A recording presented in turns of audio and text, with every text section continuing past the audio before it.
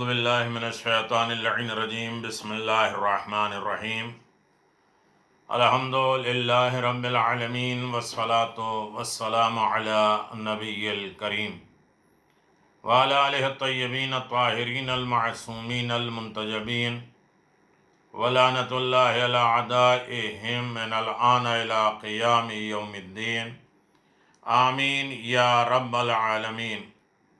اما بعد فقد قال اللہ تبارک و تعالی فی قرآن المجید بسم اللہ الرحمن الرحیم ان اللہ وملائکتہ یصلون علی النبی یا ایہا الذین آمنوا صلوا علیہ وسلموا تسلیما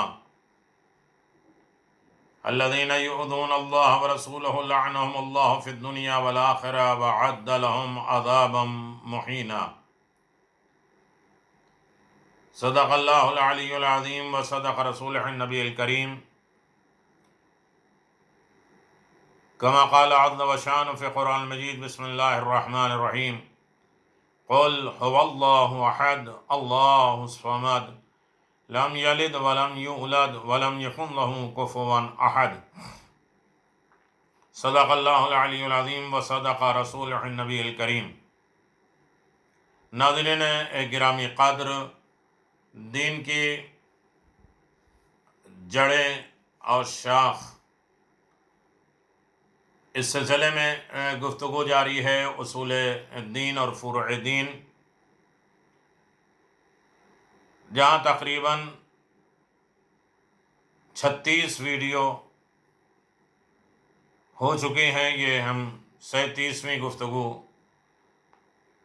جاری کر رہے ہیں، جہاں توحید الہی، عدل پروردگار اور ابھی الحمدللہ نبوت خداوندی، اس پر گفتگو چل رہی ہے. 15 ویڈیوز نبوت کے سلسلے میں ہو چکی ہے.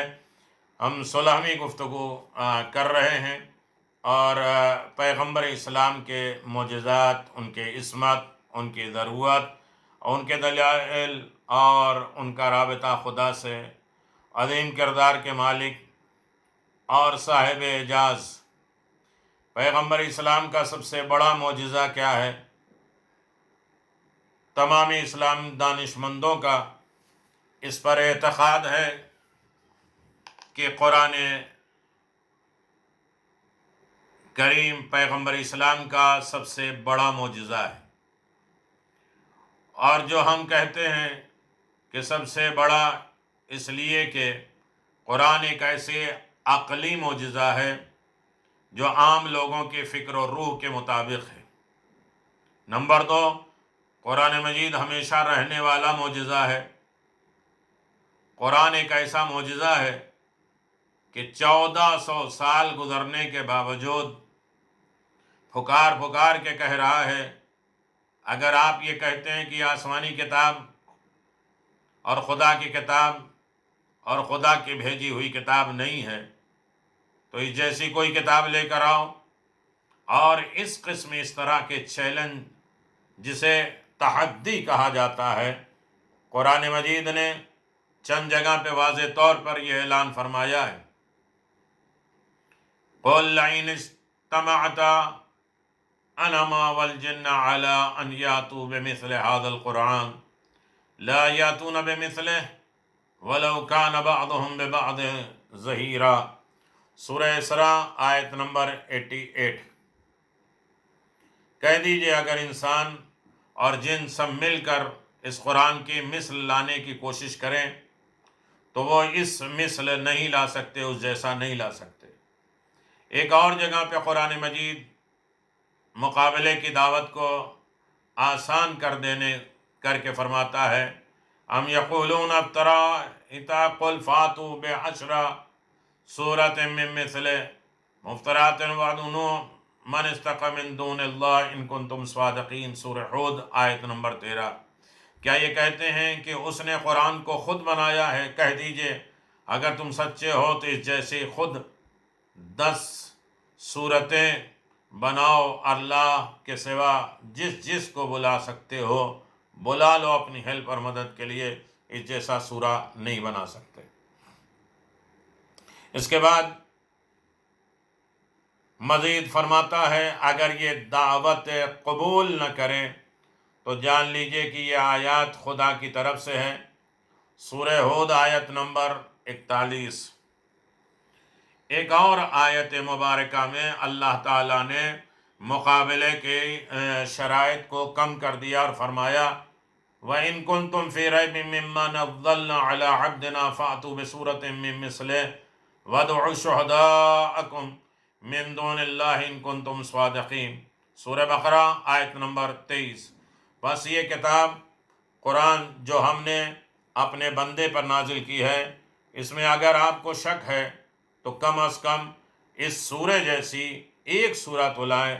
بس خدا بند عالم متعال کے علاوہ اپنے گواہوں اور مفکرین کو لائیں اگر تم سچے ہو۔ اس کے بعد والی آیت مبارکہ میں واضح طور پہ کہہ دیا اور یہ اعلان فرما دیا کہ اگر یعنی کفار اس کام کو انجام نہ دے سکیں اور وہ ہرگز اس کام کو انجام کبھی نہیں دے سکتے تو پس کہہ دیجئے کہ وہ اس آگ سے اپنے آپ کو بچائیں جس کا ایندھن آدمی اور پتھر ہوں گے، جو کافروں کے لیے بہت سخت عذاب تیار کیا گیا۔ قرآن نے انکار کرنے والے کو مسلسل مقابلہ کرنے کی دعوتیں دی ہیں۔ اس سے معلوم ہوتا ہے کہ پیغمبر خدا معجزے کے مسئلے میں زیادہ تر قرآن ہی پر بھروسہ کرتے تھے، اگرچہ اس کے علاوہ چند اور معجزات بھی پیغمبر اسلام خدا سے نقل ہوئے ہیں اور تاریخ کی کتابوں میں اس کا ذکر ہے۔ پس چونکہ قرآن ایک زندہ معجزہ ہے اور تمام لوگوں کو اس تک پہنچنے میں کوئی مانع درپیش نہیں ہے، لہذا ہم معجزات کی بحث میں قرآن کا ذکر ہی کافی سمجھتے ہیں۔ سب لوگ اس چیلنج کا مقابلہ کرنے سے عاجز ہو گئے تھے۔ جالب نقطہ، اس نقطے کی طرف جو کھچاؤ ہے، بلاوت ہے، یہاں ہے کہ قرآن مجید نے مخالفین کے میدان مقابلے میں آنے پر بہت زیادہ زور دیا ہے اور مختلف ابھارنے والی عبارتوں سے ان کو دعوت دی ہے تاکہ کسی کے لیے کوئی عذر نہ رہ جائے۔ جیسے اگر آپ سچے ہیں، آپ ہرگز نہیں کر سکتے، تمام لوگوں سے مدد لے سکتے ہیں تو لے لیجئے، کم از کم اس سورہ جیسی ایک سورہ لے آئیے۔ اگر آپ انکار کریں گے تو آگ میں جلا دیا جائے گا اور وہ آپ کے انتظار میں ہے آگ۔ یہ سب جملے ایک واقعیت اور حقیقت ہے، اس کو چیلنج کہا جاتا ہے۔ اس چیلنج کا مقابلہ کائنات میں کوئی نہیں کر سکتا ہے۔ البتہ یہ تمام چیزیں ایک طرف اور دوسری طرف پیغمبر خدا کا اپنے مخالفین کے ساتھ مقابلہ معمولی بات نہیں ہے، اس لیے کہ اسلام نے نہ صرف یہ کہ اس کے مذہب کی جس پر وہ سختی سے عمل کرتے تھے کو خطرے میں ڈال دیا تھا، بلکہ ان کی اقتصادی اور سیاسی منافع بھی خطرے میں پڑ گئے تھے۔ بالفاظ دیگر اسلام کے نفوذ اور ترقی نے اس کی تمام تر زندگی کو درہم برہم کر دیا تھا، لہذا وہ مجبور تھے کہ اپنی تمام تر طاقت قدرت کے ساتھ میدان میں آ جائیں۔ انہیں چاہیے تھا کہ تمام تر کوشش اور امکان کے ساتھ پیغمبر اسلام کو جواب دینے کے لیے قرآن جیسی چند آیات کے آتے، تاکہ نہ تو قرآن دوبارہ انہیں چیلنج کرتا اور نہ انہیں اپنے مقابل عاجز شمار کرتا اور نہ اس چیز کو اپنی حقانیت پر سند شمار کرتا۔ انہوں نے تمام ان لوگوں سے مدد طلب کی تھی جو اس زمانے کے فصیح اور بلیغ لوگ تھے، لیکن ہر دفعہ جب وہ قرآن کے مقابل میں آئے تو انہیں شکست کا سامنا کرنا پڑا، الٹے پاؤں بھاگ کھڑے ہوئے۔ تاریخ کی کتابوں میں سب کچھ موجود ہے۔ آپ دیکھیں کہ ولید ابن مغیرہ کی کہانی، وہ لوگ جو قرآن مجید کے ساتھ مقابلہ کرنے کے لیے بلائے گئے تھے، ان میں ولید ابن مغیرہ بھی شامل تھا کہ جس کا تعلق قبیلہ بنی مخزوم سے تھا۔ یہ قبیلہ اس زمانے میں عربوں کے درمیان اچھی تدبیر اور عمدہ فکر سے مالا مال تھا، لہذا کفار نے اس سے یہ درخواست کی کہ اس چیز کے بارے میں وہ غور خوض کرے اور قرآن مجید کی حیرت انگیز اور خارق العادہ، عز کرنے والی، مجبور کر دینے والی، نفوذ کرنے والے آیات کے بارے میں اپنا نظریہ بیان کریں۔ ولید ابن مغیرہ نے پیغمبر خدا سے درخواست کی قرآن مجید کی کچھ آیات تلاوت فرمائیں۔ پیغمبر اسلام نے کچھ آیات سورہ مبارکہ حامیم سجدہ سے تلاوت فرمائی۔ بس ان آیات کا سننا تھا کہ ولید ابن مغیرہ کے دل میں ہیجان، اضطراب پیدا ہوا اور وہ بے اختیار اپنی جگہ سے اٹھ کھڑا ہوا اور بنی مخزوم کے قائم کردہ محفل میں جا پہنچا، اور اس نے خدا کی قسم کھا کے کہا کہ محمد صلی اللہ علیہ وسلم سے میں نے ایسا کلام سنا ہے جو نہ انسانوں کی گفتار نہ جنوں کے کلام کی طرح ہے۔ اور اس کے بعد ولید ابن مغیرہ نے اس طرح کہا، وَأَنَّهُ لِحَلَالَةٍ وَأَنَّ عَلَيْهِ بِتَلَاوَةٍ وَأَنَّ عَلَامِ لِبَثْرَةٍ وَأَنَّ أَسْفَلَ مَغْدَةٍ وَأَنَّهُ يَعْلُو وَلَا يَعْنِي عَلَيْهِ۔ اس کی گفتار، اس کی باتیں، گفتگو میں مخصوص مٹھاس تھی، کلام میں خاص قسم کی اچھی خوبصورتی تھی، جسے ایک توانا درخت پر پھل دار ٹہنیاں ہوں، اور وہ مضبوط محکم کلام ہے جو ہر چیز سے بلند تر ہے، اور کوئی چیز بھی اس کلام سے بلند نہیں ہو سکتی۔ ولید ابن مغیرہ کا یہ کہنا تھا کہ قریش کے درمیان آہستہ آہستہ یہ شک پڑھنا شروع ہو گیا کہ ولید ابن مغیرہ محمد صلی اللہ علیہ وسلم کا چاہنے والا ہو گیا۔ ابو جہل جلدی میں ولید ابن مغیرہ کے گھر پہنچا اور قریش کی یہ بات کی کہ ولید ابن مغیرہ محمد صلی اللہ علیہ وسلم کے چاہنے والا ہو گیا ہے، اسے کہی، اور وہ دوبارہ قریش کے محفل میں آنے کی دعوت دی۔ ولید ابن مغیرہ قریش کی محفل میں دوبارہ پہنچا اور اس نے قریش سے کہا، کیا آپ یہ سمجھتے ہیں کہ وہ دیوانہ ہے؟ یعنی رسول خدا دیوانے ہیں جو آپ سمجھتے ہیں؟ نمبر 2، کیا آپ نے واقعاً آثار دیوانگی میں اس کو ملاحظہ کیا ہے؟ اس کے اندر خدا نخواستہ کوئی پاگل پنتی اور دیوانگی پائی جاتی ہے؟ حاضرین جو لوگ بیٹھے تھے محفل نے نہیں میں جواب دیا۔ پھر ولید ابن مغیرہ نے کہا کہ کیا آپ یہ خیال کرتے ہیں کہ وہ جھوٹ بولتا ہے، مگر وہ آپ کے درمیان میں سچا اور امین مشہور نہیں ہے؟ کوئی کہہ سکتا ہے، انکار کر سکتا ہے؟ آپ ہی لوگ انہیں سچا کہتے ہیں، امین کہتے ہیں، امانت دار جانتے ہیں، یعنی اس کا مطلب یہ ہے کہ وہ رسول مقبول جھوٹ نہیں بولتے، نہ دیوانے ہیں، نہ دیوانے جیسی کوئی بات ہے، اور نہ وہ جھوٹ بولتے ہیں۔ تم لوگ انہیں سچا اور امین، امانت دار مانتے ہو یا نہیں؟ قریش کے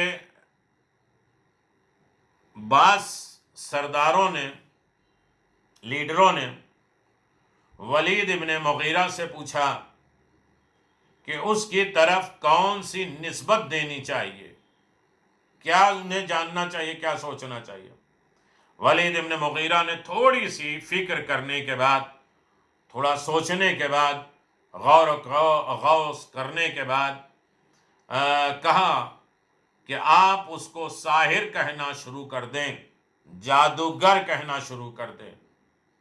اگرچہ قریش کا پروگرام یہ تھا کہ اس کی تعبیر ساحر سے لوگوں میں سے اس گروہ کو جو قرآن مجید کے چاہنے والے تھے محمد سے دور کر دیا جائے، جادوگر کہہ کے ان سے دور کر دیا جائے، ان سے ڈرایا جائے، دھمکایا جائے، لوگ ان سے قریب نہ آئیں، ان کی گفتگو نہ سنیں، ان کی باتیں نہ سنیں، اور ان کی صحیح طریقے سے ہدایت نہ ہو، اور یہ کہہ دیا جائے کہ یہ معاذ اللہ جادوگر ہیں، ساحر ہیں، اور لہٰذا ان کی بات پر اعتماد نہ کرو۔ خود اس بات پر ایک زندہ دلیل ہے کہ قرآن مجید فوق العادت جذب کرنے والی کتاب ہے، بس انہوں نے اس قوت جاذبہ کا نام سحر رکھ دیا، جو انسان کو اپنی طرف اٹریکشن کرتی ہے، بلاتی ہے، رغبت دلاتی ہے، اسے ان لوگوں نے سحر اور جادو قرار دیا۔ لیکن حقیقت اپنی جگہ پر ہے، قرآن کا دور سے بھی سحر سے کوئی تعلق، جادو سے کوئی تعلق نہیں ہے۔ قرآن ابدی معجزہ ہے، ہر زمانے ہر لحاظ کے اعتبار سے وہ معجزہ ہے۔ اس نے چیلنج کیا ہے، نبی کی نبوت کی گواہی ہے۔ قریش نے ہر جگہ یہ نعرہ لگانا شروع کر دیا کہ محمد صلی اللہ علیہ وسلم زبردست ساحر معاذ اللہ جادوگر ہیں، اور یہ آیات اس کا سحر ہے۔ آیات جو پڑھتے ہیں وہ جادو ہو جاتی ہے، لوگ اثر جوک در جوک ان کے قبیلوں میں شامل ہو جاتے ہیں۔ اس سے دور ہو جائیں اور کوشش کریں کہ ان کی بات نہ سنیں، ان کا کلام نہ سنیں۔ لیکن ان کی یہ ساری کی ساری سازش تمام تر کوششوں کے باوجود ناکام ہوئی، اور حقیقت کے تلاشی متلاشی لوگ جو ارد گرد کے علاقے میں رہتے تھے، چونکہ ان کے دل پاک تھے، اس لیے وہ گروہ در گروہ کی شکل میں قرآن کی طرف آنا شروع ہو گئے، اور اس پیغام آسمانی کے آب و زال سے سیراب ہونے لگے۔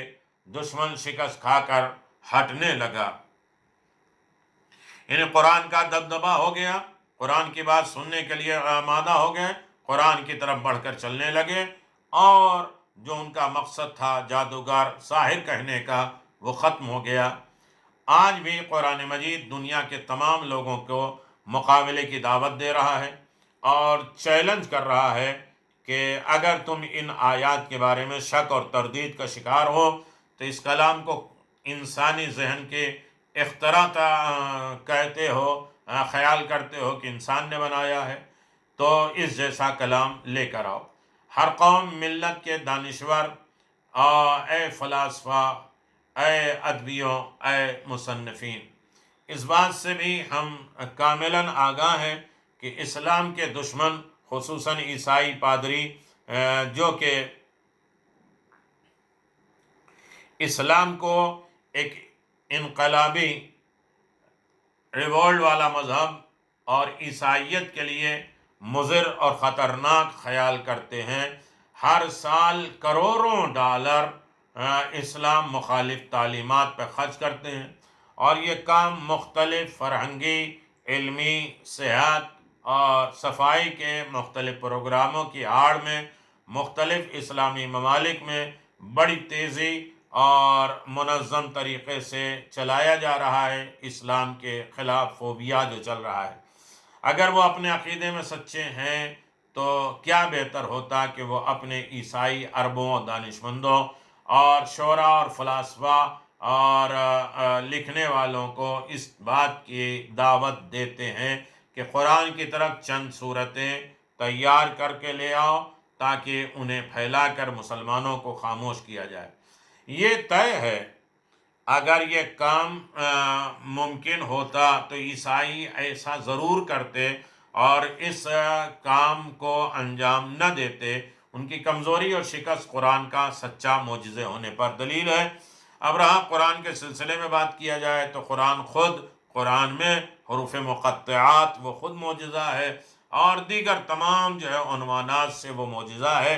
قرآن پہ کبھی گفتگو ہوئی تو انشاءاللہ قرآن کے دستور، قرآن کے آداب، قرآن کے طریقے، مفاہیم قرآن اور تفسیر قرآن اور اس کے لوازم قرآن، موضوعات قرآن، ان تمام چیزوں پر انشاءاللہ گفتگو ہوگی، اور وہ گفتگو لمبی ہوگی، کم از کم 50 ویڈیوز ایسی ہوں گی جو قرآن مجید کے سلسلے میں ہوں گی۔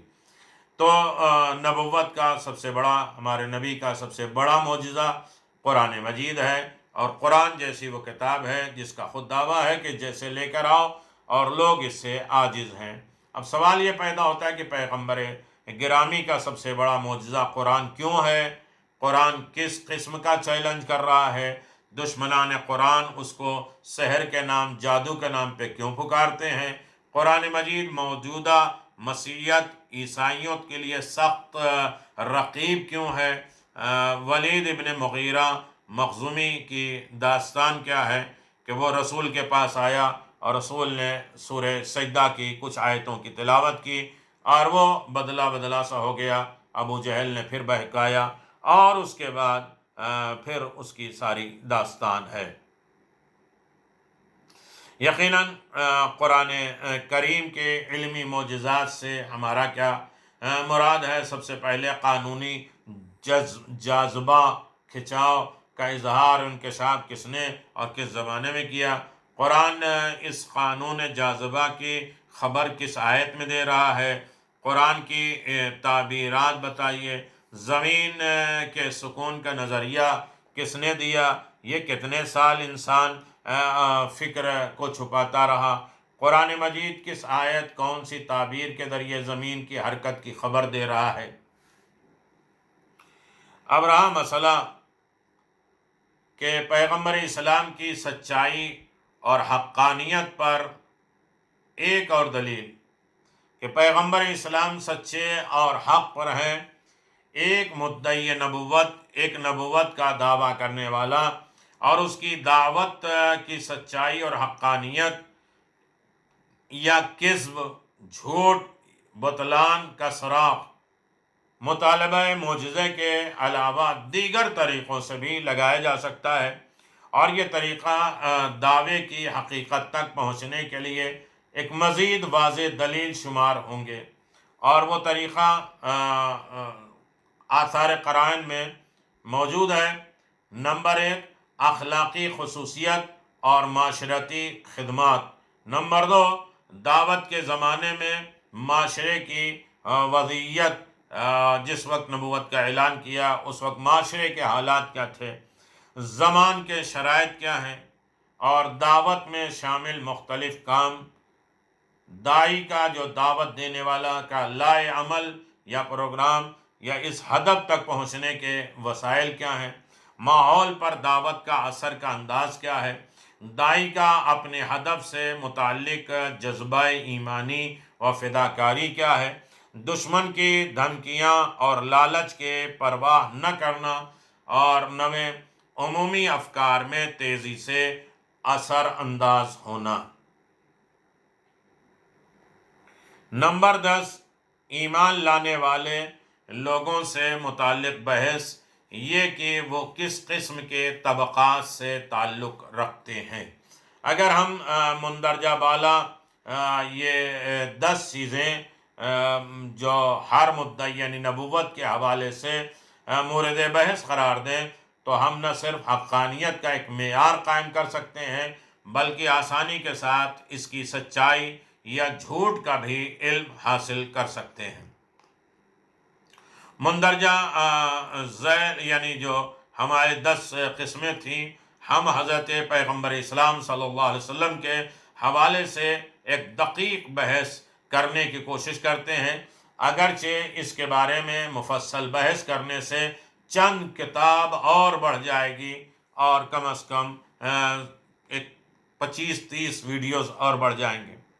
نمبر 1، مختلف مکاتب اور مذاہب سے تعلق رکھنے والے مورخین نے حضرت پیغمبر اسلام صلی اللہ علیہ وسلم کی اخلاقی خصوصیت سے متعلق جو باتیں تحریر کی ہیں، ان میں یہ بات سب کے نزدیک تسلیم شدہ ہے کہ آپ اس قدر پاک و پاکیزہ اور کار خیر اچھا کام کرنے والے تھے کہ زمانے جاہلیت ہی میں آپ کو امین کا لقب سے پکارا جاتا تھا۔ تاریخ کہتی ہے کہ جب آپ نے مدینے کی طرف ہجرت کا ارادہ کیا تو حضرت علی ابن ابی طالب کو اس بات پر مامور کیا کہ آپ کے بعد وہ آپ کے پاس موجود لوگوں کی امانتیں انہیں لوٹا دیں، جبکہ وہ خود گھیرے میں آئے تھے، قتل کرنے آئے تھے، پھر بھی ان کی امانت کو لوٹا رہے ہیں۔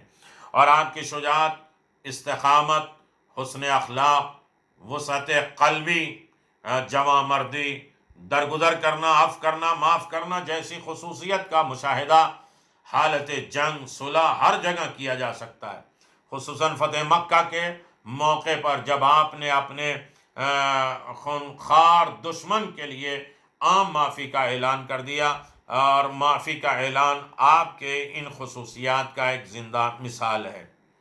نمبر 2، تمام افراد جانتے ہیں کہ ایک عام اور معمولی انسان، حتیٰ کہ ان میں سے باکمال لوگ بھی کسی نہ کسی گردش ایام میں کم از کم معاشرے کے رنگ میں رنگا جاتا ہے۔ اب سوچئے کہ جو شخص 40 سال تک جاہل بت پرست معاشرے میں زندگی گزارے، ایک ایسا معاشرہ کہ جس میں ہر شخص کے رنگ اور پے میں شرکت اور خرافات کے بھرمار ہو، اس کے لیے کیسے ممکن ہے کہ وہ فقط توحید کے ساتھ ملحق رہے اور تمام مظاہر شرک سے اپنے آپ کو بچا رکھے؟ کیسے ممکن ہے کہ جہالت کے محور میں رہتے ہوئے علم کے اعلیٰ ترین درجات سے کائنات کو منور کرے؟ آیا یہ تصور کیا جا سکتا ہے کہ ماوراء طبیعت سے تائیدی الہی کے بغیر یہ عجیب شاہکار ظہور میں آ سکتا ہے؟ نمبر 3، ہمیں دیکھنا چاہیے کہ آپ کا ظہور کس زمانے میں ہوا۔ آپ کے نبوت کا اعلان کے زمانے میں، وہ ایک ایسا زمانہ تھا جب دنیا قرون وسطی کے وادی سے گزر رہی تھی، اور مطلق العنانیت اور عماریت، انا پرستی، تکبر، غرور، بادشاہت، شہنشاہت، ناجائز تعصبات، ظالمانہ 40 سال تک دشمنی جاری رہنا، ظالمانہ نسل و طبقاتی امتیازات کا شکار تھی۔ اس بات کو ہم حضرت علی بن ابی طالب، جو کہ قبل ظہور اسلام بعد از ظہور اسلام کے عینی گواہ ہیں، کہ زبانی مبارک نقل کرتے ہیں۔ آپ فرماتے ہیں کہ خدا نے آپ کو ایک ایسے زمانے میں رسالت پر مبعوث فرمایا جب لوگ حیرت اور تعجب کی وادی میں گمراہ پریشان تھے، اور ان کے عقل، ان کے خون اور آشام و حواس کے تابع تھی۔ غرور و تکبر نے انہیں زوال پذیر کر دیا تھا، جہالت کے اندھیرے وادیوں میں بھٹک رہے تھے۔ غیظ و غضب اور اضطراب کی حالت نے انہیں مضطرب اور پریشان کر رکھا تھا۔ نہج البلاغہ خطبہ 91۔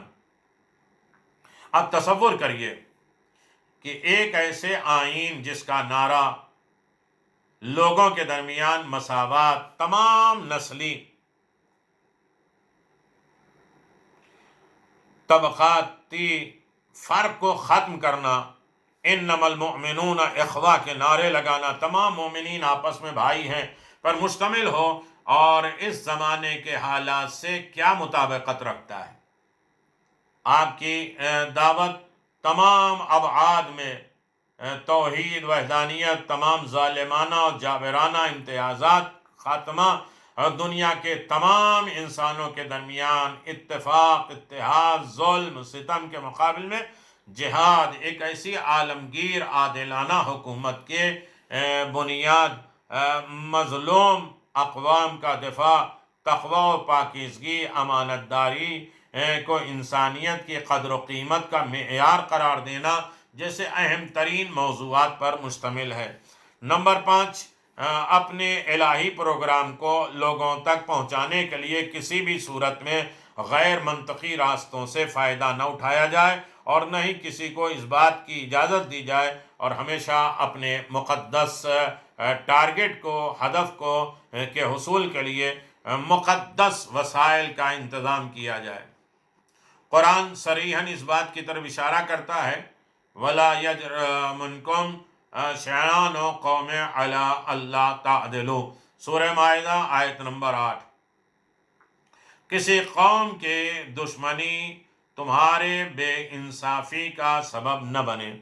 جنگ کے میدان میں اخلاقی اصولوں کی رعایت، غیر فوجی عام انسانوں کو اذیت تکلیف نہ دینا، باغات درختوں کو پامال نہ کرنا، دشمنوں کے پینے کے پانی کو آلودہ نہ کرنا، جنگی قیدیوں سے محبت اور رعایت کا سلوک، اور اس جیسے دسیوں احکامات اس واقعیت کو روشن کرنے کے لیے تاریخ کے اوراق پر موجود ہیں۔ آپ کی دعوت توحید اس قدر پرتاثیر تھی کہ دشمنان اسلام ہمیشہ لوگوں کے آپ کے قریب آنے سے خوفزدہ ہوتے تھے، رہتے تھے، کیونکہ آپ میں قوت جذب کھینچ لینے، دل کھینچ لے، دل ان کی طرف رغبت کر لے، اور کلام میں بہت بڑا اثر رکھتے تھے۔ اور بعض اوقات اپنی آپ کی گفتگو کے دوران دشمنان دین، دشمنان اسلام شور و غل کرتے تھے تاکہ لوگ آپ کے کلام مبارک کو سن کر آپ کے گرویدہ ہو جائیں، اسلام کے پیروکار بن جائیں، اور یہی وجہ تھی کہ دشمنان نے آپ کے کلام کی تاثیر سے خوفزدہ ہو کر آپ کو ساحر، جادوگر اور آپ کے کلام کو سحر کہنا شروع کر دیا۔ یہ بات آپ کی دعوت کے پرتاثیر ہونے اور قلوب پر چھا جانے کا اعتراف ہے۔ اپنی دعوت سے آپ کا لگاؤ اور اس الہی آئین نامے سے آپ کا عشق و فداکاری اور اس کا پابند ہونا بھی آپ کی حقانیت کی دلیل ہے۔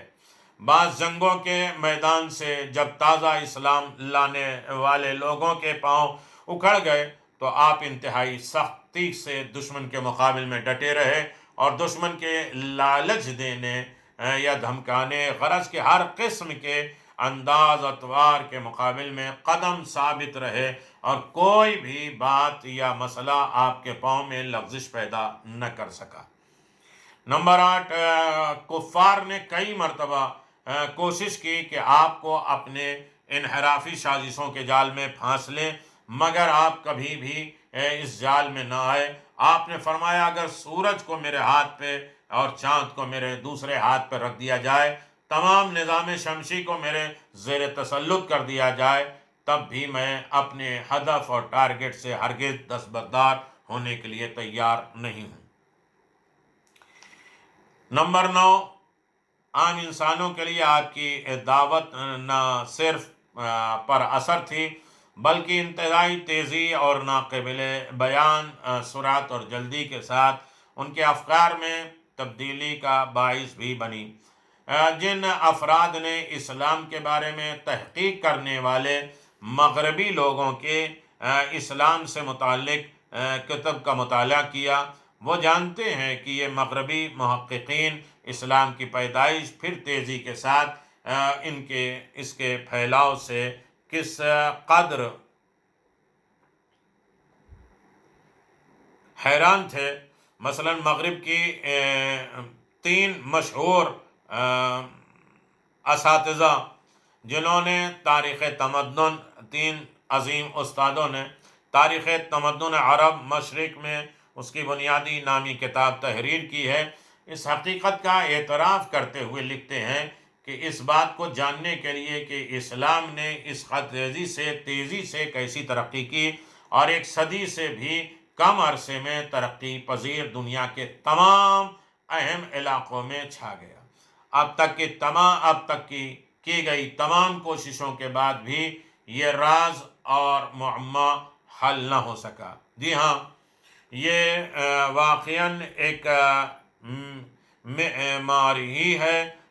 اس اندازے سے ناگفتبے وسائل کے باوجود اور اس قدر تیزی کے ساتھ اسلام کروڑوں لوگوں کے دلوں میں گہرائیوں میں اور کیسے اتر گیا، بہت سی تہذیبی اور ثقافتیں کو ختم کر کے ایک نئی تہذیب اور ثقافت کو کیسے وجود میں لے آیا۔ نمبر 10، آپ کے دشمن کفر و استکبار کے سردار ظالم، ثروت مند، خود پسند تھے، جبکہ آپ کی دعوت پر ایمان لانے والوں کے اکثریت پاک دل نوجوان تھے، اور ایک بہت بڑا گروہ جو محروم مظلوم طبقات پر مشتمل تھا، حتیٰ کہ غلام بھی تھے، یعنی وہ افراد کہ جن کا تمام سرمایہ فقط سچائی اور پاک دلی تھی، وہ حق کے متلاشی اور پیاسے تھے۔ اس تمام بحث کے بعد کہ جس کی شرح بہت تفصیل ہے اور جس میں اگر جائے تو بڑی لمبی بحث ہوگی، ہم یہ نتیجہ نکال سکتے ہیں کہ آپ کی دعوت ایک الہی دعوت تھی، اور ایک ایسی دعوت جو لوگوں کے طبقات اور نفسوں میں اتر جانے والی ہے، ایک ایسی دعوت جو پروردگار کی طرف سے لوگوں کو فساد و تباہی، جہالت اور شرکت اور ظلم و ستم سے نجات دلانے کے لیے بھیجی گئی ہے۔ سوال یہ پیدا ہوتا ہے، کیا پیغمبر اسلام کی حقانیت کی پہچان کے لیے معجزے کے علاوہ کوئی اور دلیل ہے؟ قرائن رجحان کی جمع آوری سے کیا مراد ہے؟ کن کام سے متعلق زیادہ فکر کرنے کی ضرورت ہے؟ اسلام سے پہلے اور اسلام کے بعد کے عرب معاشرے میں باہمی مقایس اور تقابل سے ہمیں کن باتوں کا علم ہوا؟ زمانے جاہلیت میں عرب معاشرے کی حالت کیا تھی؟ دشمنان اسلام حضرت پیغمبر اسلام کو جادوگر کیوں کہتے تھے؟ ان تمام سوالات کے جوابات ہم تلاش کریں اور دیکھیں کہ نبوت کی ضرورت، نبوت کے اثرات، اور کس معاشرے میں نبوت نے آنکھ کھولی اور الہی پیغام کو کیسے کیسے لوگوں کے درمیان میں پہنچایا، اور لوگ جوگ در جوگ اس پیغام کی طرف بڑھتے رہے، انماق ہوتے رہے، اور پیغمبر اسلام کا قافلہ بڑھتا رہا۔ اخلاق و سیرت کے ذریعے پیغمبر اسلام نے دین پہنچایا، شریعت پہنچائی، اپنی شخصیت کو منوایا۔ وآخر دعوانا ان الحمد للہ رب العالمین، وصلی اللہ علی محمد وآلہ الطیبین الطاہرین برحمتک یا ارحم الراحمین۔ السلام علیکم ائمة الہدی ورحمۃ اللہ وبرکاتہ۔ استودعکم اللہ واقرأ علیکم السلام۔ آمنا باللہ وبالرسول وبما جئتم به ودللتم عليه، اللهم فاكتبنا مع الشاهدين۔